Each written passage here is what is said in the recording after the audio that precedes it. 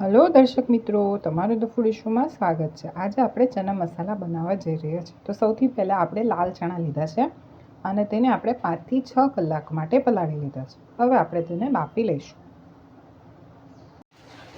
હવે આપણે ચણા બાફી લઈશું।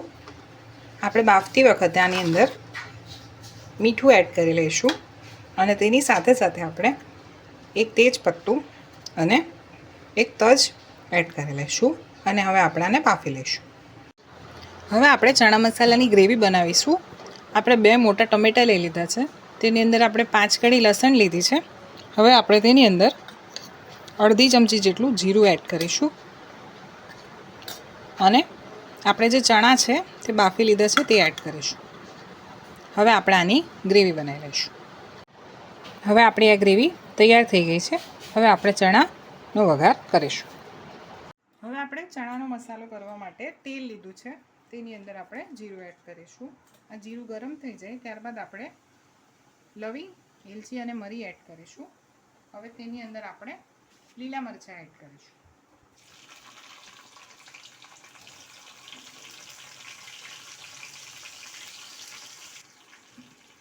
હવે આપણે આમાં ડુંગળી ઝીણી સમારી લઈશું ને એડ કરીશું।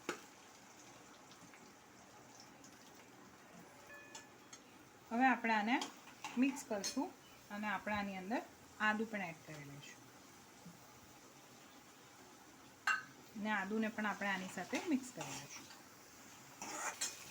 હવે આપણી ડુંગળી થોડી લાલાશ પડતી થઈ જાય ત્યારે આપણે તેની અંદર હળદર, ધાણા જીરું પાવડર અને લાલ મરચું પાવડર એડ કરીશું અને તેને સરખી રીતે મિક્સ કરી લઈશું। હવે આપણે ગ્રેવી બનાવી છે તે આની અંદર એડ કરીશું। હવે આપણી ગ્રેવી કૂક થઈ ગઈ છે। હવે આપણે તેની અંદર બાફેલા ચણા એડ કરીશું।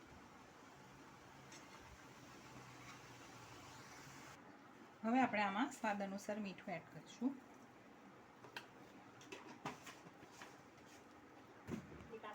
અને અડધી ચમચી જેટલી ખાંડ એડ કરીશું। હવે આપણે આને સરખી રીતે મિક્સ કરી દઈશું અને એકદમ શાંતિથી આને આપણે કૂક થવા દઈશું। હવે આપણા ચણા કૂક થઈ ગયા છે। હવે આપણે તેને ગાર્નિશ કરીશું। તો આપણા ચણા મસાલા તૈયાર છે। હવે તમને તે સર્વ કરીને બતાવીશું। તો ચણા મસાલા સર્વ કર્યા પછી તૈયાર છે। Thank you.